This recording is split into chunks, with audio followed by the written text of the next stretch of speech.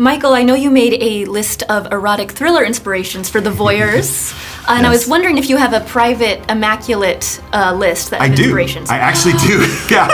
Yeah, I do. I can release it. Do you want Please to? I'll put it out with this video. Sure. In the name of the Father, and the Son, and the Holy Spirit.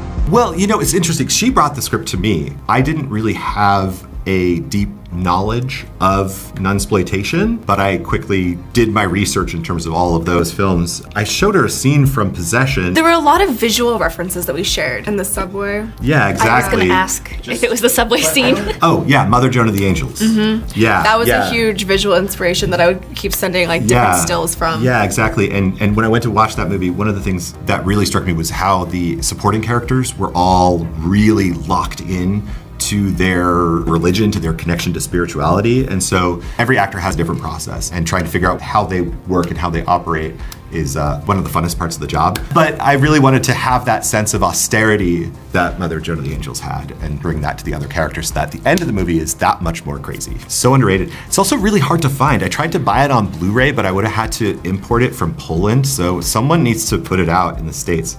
Sorry, that was really nerdy. I'm sorry. No, we love that. That's good. No, Michael, Good. we love that at Letterboxd. That's good. Do not apologize. Okay. Thank you. That's good. We didn't go into this saying, we're going to make a nunsploitation No. film. That wasn't, it's actually from the press reaction, what they've been drawing from it themselves. That's the story that you guys have all kind of created. So it's kind of interesting to see. I did watch The Devils, obviously, because you can't not watch The Devils, and I just love Ken Russell's work anyways, like Crimes of Passion was very influential on voyeurs. I just watched Lair of the White Worm. With Hugh Grant. Which is nuts, yeah. I think there's just a punk spirit that he brings to his work and a fearlessness in terms of he doesn't care if he's gonna provoke the audience. And so I wanted to we don't have any homages to that here, but it's that spirit. But the other nun movie, Black Narcissus, we took from that in terms of when we were scouting locations. We weren't sure which direction we wanted to go in terms of, is the convent going to be Stark? Is it going to be,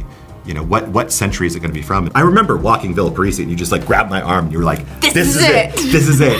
The fact that there's this grand location and this spiritual crisis happening in this grand location was something we were trying to capture. It's a film I saw 4 times in the theater.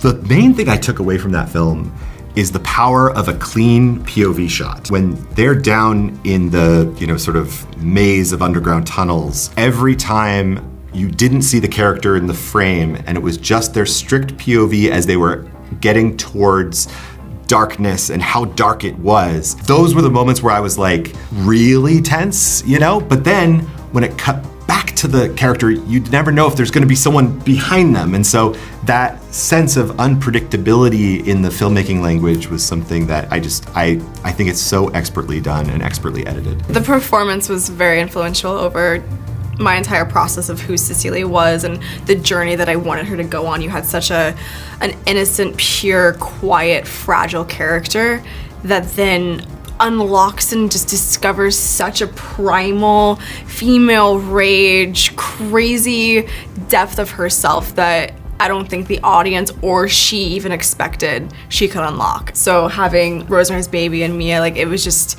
seeing someone transform themselves on screen in such a diverse, crazy way. I really wanted to create a character that went through that journey as well. One of the things I took from Rosemary's Baby is also just, you have a film that's so intimate and you're with her with every single scene, but it's also cinematic. It doesn't come at the expense of some sort of grand sense of cinema, even though it's very contained. So I think a lot of our favorites that you're talking about all have a cinematic feel and layer to them that tells a story on a complete different way. Yeah. I really love how it's about a woman losing control. So I'd really like to know about which scream queens or which women inspired you.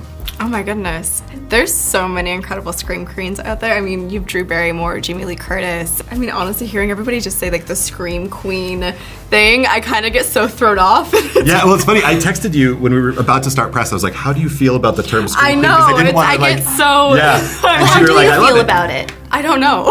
Well, you said you loved it. You said. I do, but when people are like, how do you feel? It's always it's so weird to talk about yourself in that kind of way. It's cool hearing people's reactions, but it's also different here because your screams are coming from pain. It's Yeah. not coming from like, you don't like see something pop out of And I'm, you like, screaming in fear. I think you cemented yourself in the annals of history as a scream queen, and I think that's a good thing. That's just Thank another you. thing, you know. It's I like, think oh yeah. I think that's really interesting what you're saying about a lot of the screams are from like scares or horror and or pain. yeah, and Cecilia, it's like such a guttural emotional response to the entirety of her experience during the 90 minutes that you see. It's pain, it's fear, it's freedom, it's everything.